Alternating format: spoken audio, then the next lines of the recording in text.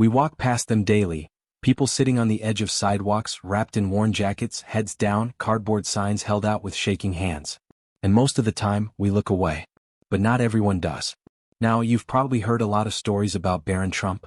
The media paints him as quiet, mysterious, often avoiding the spotlight. But behind that silence is a young man with a deep sense of empathy, someone who, despite his last name, chooses to move through the world on his own terms. It was a cold afternoon, the kind of New York day where your breath fogs in the air, and the wind slices through your coat like it's nothing. But what happened on that street corner had nothing to do with the weather and everything to do with humanity. Barron had been walking the city alone again, something his security team constantly warned against. But like we explained in our previous videos, he wasn't doing it to rebel. He was doing it because he craved realness. The kind you can't get from black SUVs and velvet ropes. That day he had just left a small bookstore in Soho, carrying 2 used novels and a cup of tea. He was dressed in his usual understated style, dark hoodie, jeans, cap pulled low. Most people didn't even recognize him, which was exactly how he liked it. As he crossed into the Bowery district, he noticed a man seated on the curb a few meters away.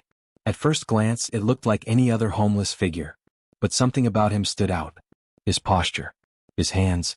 The military-style duffel beside him. There was no sign. No cup. Just a man sitting in silence. Barron slowed his pace. Something pulled at him. Maybe it was the look in the man's eyes. Alert, clear, not dazed like others he'd seen on the streets. There was dignity in how he sat, even though the cold had reddened his face and made his knuckles crack. He passed him. Then stopped. He turned around. Barron approached slowly, not wanting to startle him. "Hey," he said gently. "You okay out here?" The man looked up.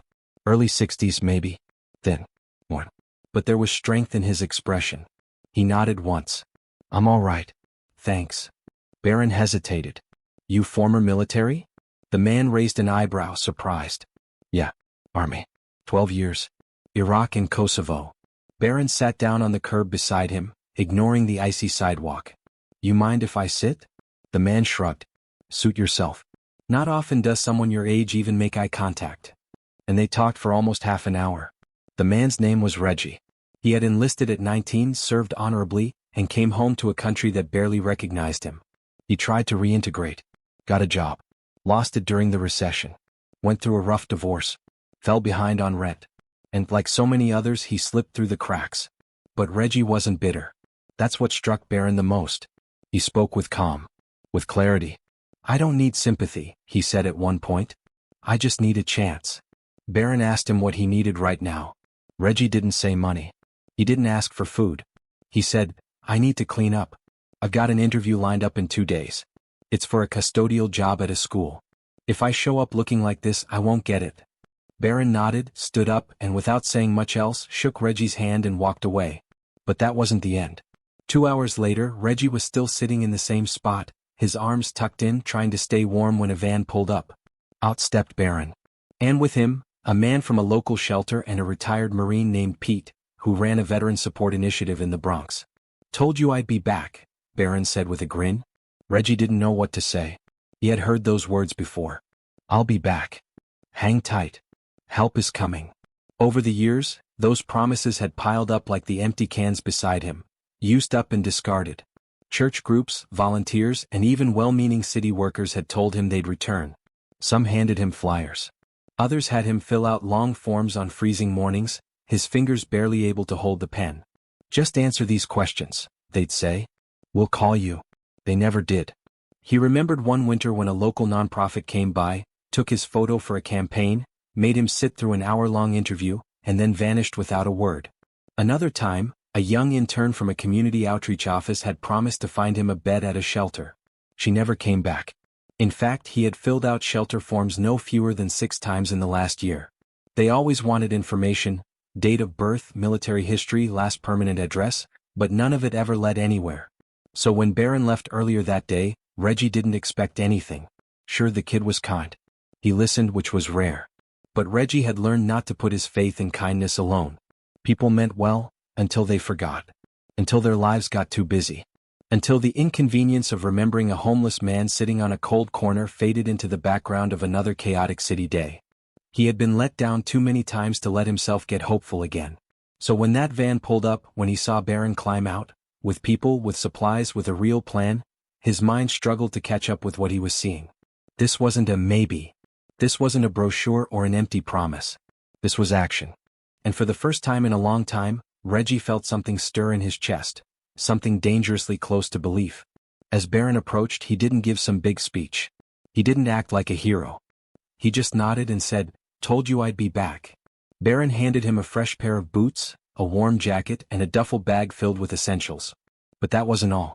The van took Reggie to a barber shop that worked with the nonprofit, gave him a clean cut, a hot meal, and a night in a safe, heated room.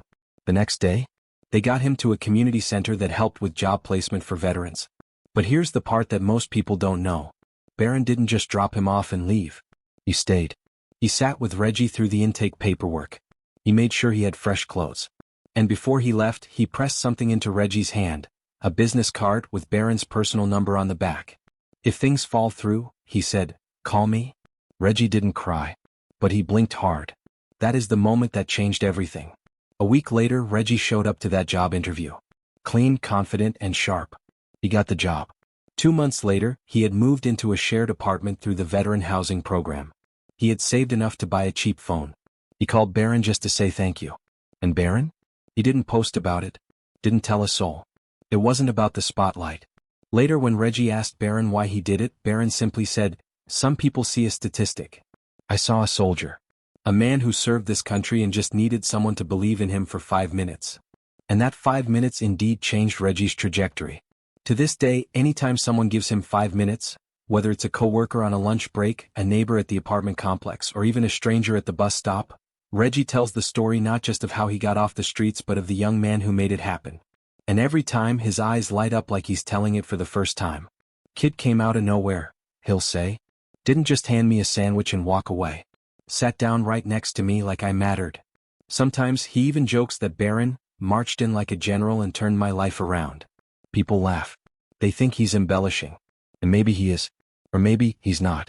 Because when you've gone years without anyone following through, a single moment of real compassion can feel like a revolution. And if Reggie holds on to that memory like a lifeline, who could blame him? To him, Barron didn't just give him help. He gave him his story back. Something worth telling, something that reminded him, you're still here and your life still matters. But what most people don't realize is this: Reggie wasn't the only one who changed. Barron told a close friend later, "That day after helping Reggie settle in, I walked away feeling more humbled than ever. It reminded me how fragile life is, and how quickly we judge people without knowing their full story." So here's the truth: kindness doesn't need cameras. It doesn't need press. It needs presence.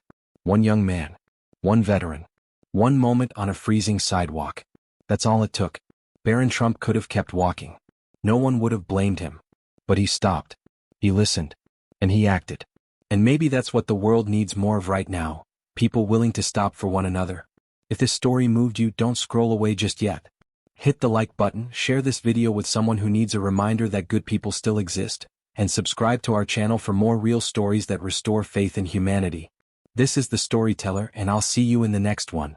Also, remember that you never know when your 5 minutes of kindness could become someone else's turning point.